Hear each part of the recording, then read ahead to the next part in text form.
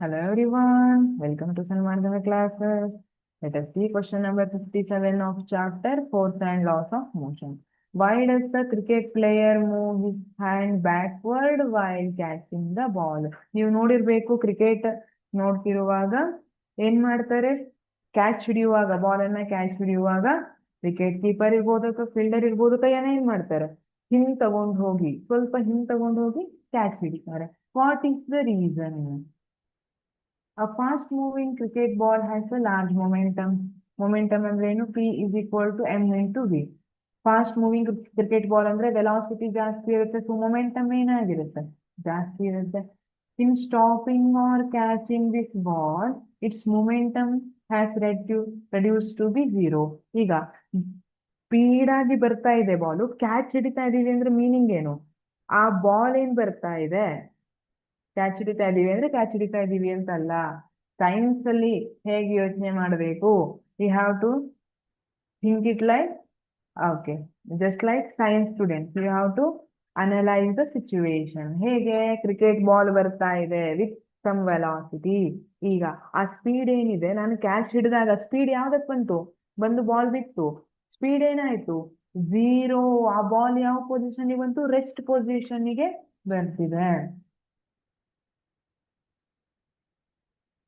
When cricket player moves back his hands on catching the fast ball, then the time taken to reduce the momentum of ball to zero is increased. ಹಾಗಿದ್ರೆ ಏನ್ ಮಾಡ್ತಾರೆ, cricket player moves back his hands ಅನ್ನ back move ಮಾಡ್ತಾರೆ on catching the fast ball ಅನ್ನ catch ಮಾಡುವಾಗ hand ಅನ್ನು ಹಿಂದ್ಗಡೆ move ಮಾಡ್ತಾರೆ. Then the time taken to reduce the momentum of ball to zero is increased. ಹಾಗಿದ್ರೆ ಈಗ ಟೈಮ್ ಏನ್ ಕೊಡ್ತಿದ್ದಾರೆ ಅವರು, ಮೊಮೆಂಟಮ್ ಚೇಂಜ್ ಆಗ್ಲಿಕ್ಕೆ, ಹೈ ವೆಲಾಸಿಟಿ ಅಥವಾ ಹೈ ಸ್ಪೀಡ್ ಇಂದ ಮೊಮೆಂಟಮ್ ಅಥವಾ ರೆಸ್ಟ್ ಪೊಸಿಷನ್ ಗೆ ಬರ್ತಿದೆ ಅಂದ್ರೆ ವೆಲಾಸಿಟಿಯಲ್ಲಿ ಚೇಂಜ್ ಆಗ್ತಾ ಇದೆ. Even though mass of the ball is same, since velocity is changing, momentum is also changing. So reduce the momentum of ball to zero. Ball momentum ಅನ್ನ ಝೀರೋಕ್ಕೆ ರೆಡ್ಯೂಸ್ ಮಾಡ್ಲಿಕ್ಕೆ ಏನ್ ಟೈಮ್ ಇದೆ ಅಲ್ಲ, ಆ ಟೈಮ್ ಅನ್ನ ನಾವು ಜಾಸ್ತಿ ಕೊಡ್ತಾ ಇದ್ದೀವಿ. ಹಾಗಾಗಿ due to more time taken to stop the ball, the rate of change of momentum of ball is decrease. ಹಾಗಾಗಿ ಏನಾಗುತ್ತೆ, rate of change of momentum of ball ಏನಾಗುತ್ತೆ, ಡಿಕ್ರೀಸ್ ಆಗುತ್ತೆ. We know that rate of change of momentum is directly proportional to force.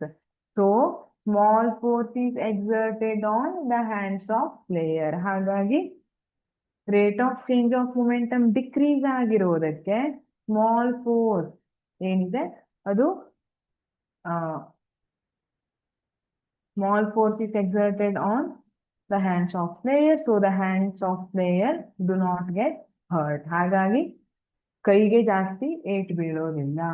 Imagine ಒಬ್ರಿಗೆ ಸಿಕ್ಕಾಪಟ್ಟೆ ಸಿಟ್ಟು ಬಂದಿದೆ, ಸಿಟ್ಟಲ್ಲಿ ಢಗ ಢಗ ಢಗ ಢಗ ಅಂತ ನಡ್ಕೊ ಬರ್ತಿದ್ದಾರೆ. ಈಗ ನೀವು ಅವ್ರ ಎದುರಿಗೆ ಹೋದ್ರಿ, ಏನೋ ಮಾತಾಡಿದ್ರಿ, ಸಿಟ್ಟಲ್ಲಿ ನಿಮ್ ಮೇಲೆ ಏನೋ ಒಂದು ಚಾಕ್ಸ್ ಅಂತ ಮಾತಾಡ್ಬಿಡ್ಬೋದು, ನಿಮ್ಗೆ ಹರ್ಟ್ ಆಗುತ್ತೆ. ಅದೇ ನೀವು ಸಿಟ್ಟು ಬಂದವರಿಗೆ ಸ್ವಲ್ಪ ಟೈಮ್ ಕೊಟ್ಟು ಆಮೇಲೆ ಹೋಗಿ ಮಾತಾಡಿದ್ರೆ ಆ ಹರ್ಟ್ ಆಗೋ ಚಾನ್ಸಸ್ ಏನಿರುತ್ತೆ, ಕಡಿಮೆ ಇರುತ್ತೆ ಅಲ್ವಾ. ಆ ಥರ ನೆನ್ಪಿಟ್ಕೊಬೇಟ್ರೆ ಆಯ್ತು. Thank you.